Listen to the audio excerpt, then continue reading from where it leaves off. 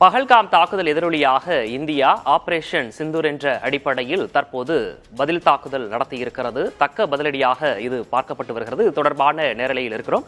தற்போது இது தொடர்பாக பேசுவதற்காக கணேசன் ஓய்வு பெற்ற ராணுவ அதிகாரி நமது இணைப்பில் இணைந்திருக்கிறார். அதே போல ஜெகநாதன் பாதுகாப்புத்துறை பேராசிரியரும் இணைந்திருக்கிறார்கள். விருந்தினர்கள் இருவருக்கும் வணக்கம்.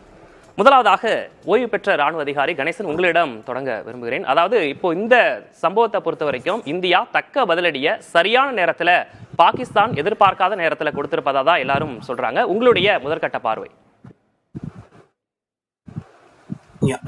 வணக்கம். இந்த ஆப்ரேஷன் சிந்தூர் ஃபர்ஸ்ட் இந்த நேம்ல இருந்தே போகும். இந்த சிந்தூருங்கிறதுக்கு அர்த்தம் எல்லாம் சொல்லிக்கணும். சிந்தூருங்கிறது ஒரு குங்குமம், ஒரு கல்யாணம் ஒரு சுமங்கலி வைக்கிற குங்குமம். இதுக்கு இதோட இம்பார்ட்டன்ஸ் என்னன்னு பார்த்தீங்கன்னா, பஹல்காம் அட்டாக்ல தன்னுடைய குங்குமத்தை இழந்த 26 அந்த பேர் இருக்காங்க இல்லைங்களா. வெறும் கணவரை மட்டும்தான் தாக்குனாங்க, மனைவியை விட்டுட்டாங்க. அவங்க இழந்த குங்குமத்தோட ஒரு இம்பார்ட்டன்ஸ், அதுக்கு ஒரு இதை கொடுத்து தான் சிந்தூர்னு பேர் வச்சிருப்பாங்கன்னு நான் நம்புறேன். ஃபர்ஸ்ட் அந்த நேம். ரெண்டாவது இந்த டைம் பார்ப்போம். இப்போ முதல்ல தேசிய தலைமை இந்த இது நடந்த உடனே, இந்த பயங்கரவாதம் என்கிற ஒரு பேர்ல மதசாயம் பூசி ஒரு படுகொலை நடந்த உடனே எந்த ஒரு அவசரமும் இல்லாம மெச்சூரா திங்க் பண்ணி இந்த தீவிரவாதத்துக்கு நாங்கள் பதிலடி கொடுப்போம், தக்க பதிலடி கொடுப்போம் அப்படின்னு சொன்னாரு. அப்பையும் என்னுடைய ரிப்பீட்டட் ஸ்டாண்ட்ஸ் இதாக இருந்தது. போருங்கிறது கடைசி ஆப்ஷன். நம்ம தேசிய தலைமை போருங்கிறது பேசவே பேசாது, பேசவும் வாய்ப்பு இல்லை. ரெண்டாவது, அவங்களுடைய மக்களையோ அவங்களோட நாடையோ அழிக்கிறது தேசிய தலைமையோட நோக்கம் கிடையாது. அந்த தீவிரவாதத்தை மட்டும் அழிக்கிறது மட்டும்தான், அதுக்கு மட்டும்தான் பதிலடி கொடுப்போம்னு நம்ம தேசிய தலைமை பேசியிருக்காரு அப்படிங்கிறத நான் சொல்லியிருந்தேன். அதே மாதிரி பார்த்தீங்கன்னா, இப்போ நம்ம ஒரு பொறுப்பான தேசம் என்கிற உலக அரங்கத்தில் நிரூபிச்சு நம்ம அவங்களுடைய மக்களையோ எதையுமே டார்கெட் பண்ணாமல் அவங்களுடைய தீவிரவாதிகளை மட்டும் டார்கெட் பண்ணி இந்த தாக்குதல் நடத்தியிருக்கோம். ரெண்டாவது, நீங்கள் கேட்டபடி element of surprise. Element of surprise எப்படி அப்படின்னு பார்த்தீங்கன்னா, இப்போ எல்லா விதமான தாக்குதலுக்கும் நாங்கள் ரெடியாக இருக்கோன்றதை காமிச்சிட்டு, இன்னைக்கு 7ஆம் தேதி மற்ற இன்டீரியர் ஸ்டேட்ஸ்ல எல்லாம் அந்த மாக் ட்ரில் பண்றதுக்கான ஒரு கைட்லைன்ஸ் உள்துறையால கொடுக்க வச்சுட்டு, இப்ப எந்த ஒரு எதிரி நாடா இருந்தாலும் என்ன நினைப்பாங்கன்னா, ஓகே இவங்க ரெடி ஆகிக்கிட்டு இருக்காங்க, மாக் ட்ரில் பண்றாங்க, இனிமேலு தான் மாக் ட்ரில்லுக்கு அடுத்து எப்ப தாக்குதல் நடத்துவாங்க அப்படிங்கிற ஒரு எண்ணத்துல இருக்கும்போது, மாக் ட்ரில்லுக்கு முன்னாடியே ஒரு தாக்குதல் நடத்தினது அதாவது ஒரு எலிமெண்ட் ஆஃப் சர்ப்ரைஸ்ங்கிறதுக்கு இதை விட மிகப்பெரிய எக்ஸாம்பிள் இருக்க முடியாது. இது மிகப்பெரிய ஒரு ஷாக்காக இருக்கும் அந்த எதிரி நாடுக்கு.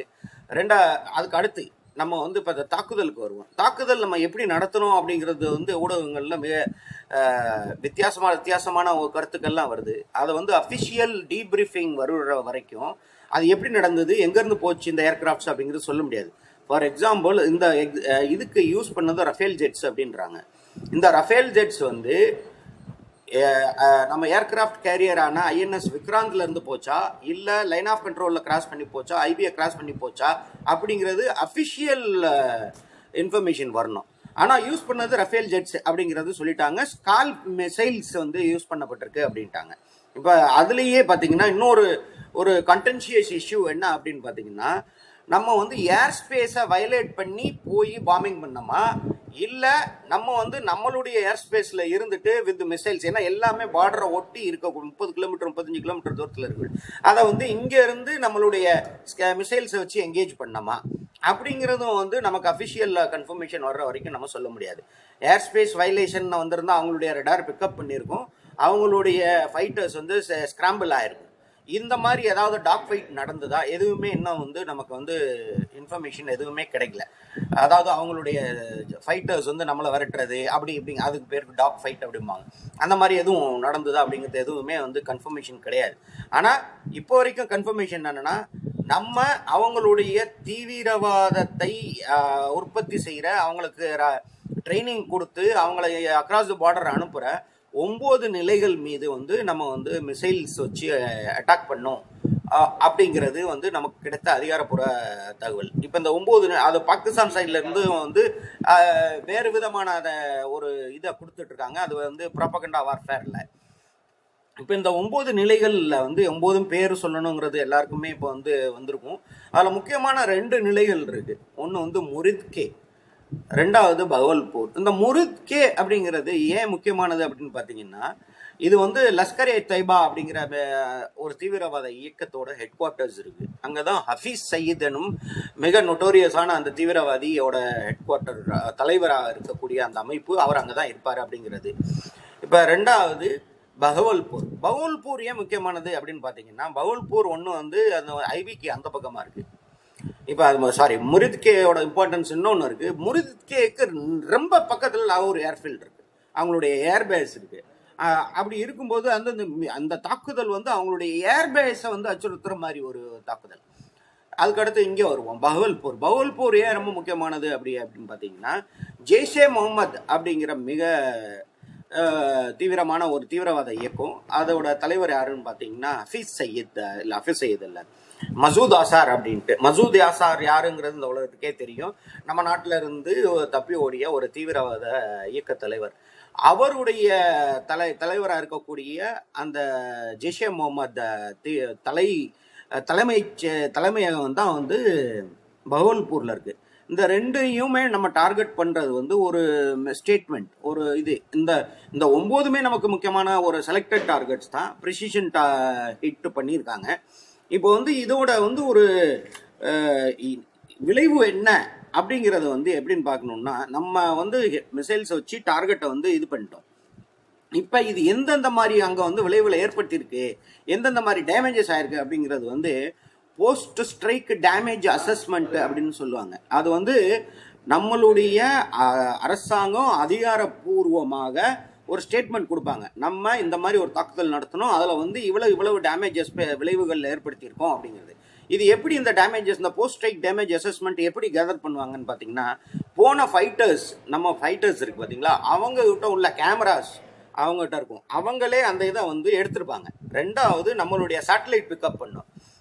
அது போக ஹியூமன் இன்டெலிஜென்ஸ் இதை வச்சு, இது போக பாகிஸ்தான் சைட்ல இருந்து வரக்கூடிய ஒரு இது எல்லாத்தையும் கொல்லேட் பண்ணி பார்த்தோம்னா நம்ம ஏற்படுத்திய விளைவுகள் டேமேஜஸ் என்னங்கிறது வந்து தெரியும். இது வந்து போஸ்ட் ஸ்ட்ரைக் டேமேஜ் அசஸ்மெண்ட். இதை தனியா வந்து இந்திய அரசாங்கம் அதிகாரப்பூர்வமா அறிவிக்கிற வரைக்கும் நம்ம வெயிட் பண்ண, நம்மளா கெஸ் பண்ணக்கூடாது. இப்போ பாகிஸ்தான் வந்து என்ன செய்யறாங்கன்னா ப்ரொபகண்டா வார்பேர் பண்றாங்க.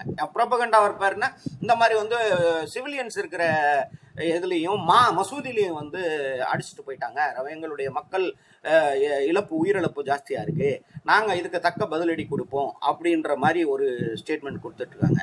நான் வந்து என்ன சொல்ல விரும்புறேன், இந்த மீடியாவில் என்ன சொல்ல விரும்புறேன் அப்படின்னு பார்த்தீங்கன்னா, இப்போ பாகிஸ்தான் இருக்கிற சுச்சுவேஷன்ல ஒரு வார் அப்படிங்கிறது அஃபோர்டபுள் இல்லை அப்படிங்கிறது இன்டர்நேஷனல் கம்யூனிட்டிக்கே தெரியும். இப்போ வந்து வாருங்கிறது வந்து let us rule it out. இப்போ வந்து பாகிஸ்தான் ஏன் இதை பெருசா எடுத்துட்டு பதிலடி கொடுக்க கூடாது அப்படிங்கிறது வந்து, அவங்க வந்து இப்போ ஆர்ட்டிலரி ஷெல்லிங் பண்ணிட்டு இருக்காங்க. அதுல வந்து நம்மளுடைய 3 சிவிலியன் கேஷுவாலிட்டி ஆயிருக்கிறதா வந்து நான் கேள்விப்படுறேன். இப்போ ஆர்டி ஷெல்லிங்காக வந்து 5-6 நாள் முன்னாடி இருந்தே நம்ம பார்டர் டிஸ்ட்ரிக்ட்ஸ் எல்லாருமே அவங்க வந்து அங்க மாக் ட்ரில் பண்ண ஆரம்பிச்சிட்டாங்க. அங்கே உள்ள பங்கர்ஸ், அவங்க ஆர்டி ஷெல்லிங் வந்தால் பங்கர்ஸ்க்கு போகணும் அப்படிங்கிறது வந்து நம்ம இப்போ சுதந்திரம் வாங்கினதுலேருந்து எல்லாருக்குமே தெரியும். நம்மளுடைய அந்த பார்டர் டிஸ்ட்ரிக்ஸில் உள்ள அனைத்து வில்லேஜ்லேயும் கிராமங்கள்லையும் பார்த்தீங்கன்னா கான்கிரீட் பங்கர்ஸ் அண்டர் கிரவுண்டில் பில்ட் பண்ணி வச்சுருப்பாங்க. சின்ன சின்ன வீடு மாதிரி இருக்கும், கம்யூனிகேஷன் ட்ரென்ச்சோட சேர்த்து. அது வந்து எல்லா வில்லேஜஸ்லையும் இருக்கும். அவங்களுக்கு காலங்காலமாக தெரியும், ஒரு ஆர்ட்டிலரி வந்து ஷெல்லிங் ஆரம்பிச்சிருச்சுன்னா நம்ம அந்த பங்கருக்குள்ளே போகணும் அப்படிங்கிறது. அதுவும் அவங்களுக்கு இன்னொன்று என்ன தெரியும்னா, பாகிஸ்தான் எப்போ நம்மளை வந்து ஆர்ட்டிலரி ஷெல்லிங் பண்ணோம், சாதாரண நாட்களில் 2003 வரைக்கும் வந்து நமக்கு வந்து ஆர்ட்டிலரி ஷெல்லிங்கிறது புதுசு டெய்லி நடந்துட்டு இருந்தது. 2003 செப்டம்பர் மாதம் 29 if I'm not wrong, அதுதான் வந்து நம்ம சீஸ்ஃபயருக்கு வந்து கடைசியாக ஒரு சீஸ்ஃபயருக்கு முன்னாடி கடைசியாக ஒரு தாக்குதல் பண்ணோம். அந்த நேரத்தில் நான் உரியில இருந்து நானே டைரக்ட் பண்ண ஒரு ஆப்ரேஷன்ஸ் அது. அந்த இதில் வந்து பார்த்தீங்கன்னா அந்த 2003க்கு அப்புறம் ஆர்ட்டிலரி ஷெல்லிங்கிறது வந்து சொல்லக்கூடிய அளவில் நடக்கவே இல்லை. ஏன்னா சீஸ்ஃபயர் அக்ரிமெண்ட் இருந்தது. இப்போ கடந்த 22ஆம் தேதியிலேருந்து நடந்துகிட்டு இருந்த சீஸ்ஃபயர் வயலேஷன்ஸ் பார்த்தீங்கன்னா ஸ்மால் ஆர்ம்ஸ் ஃபயரிங் தான்.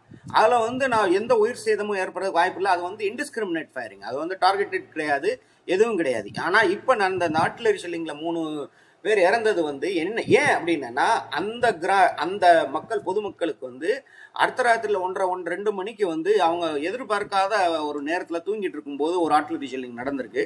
ஸோ வந்து அந்த 3 பேர் அந்த உயிர் பலி ஆனது வந்து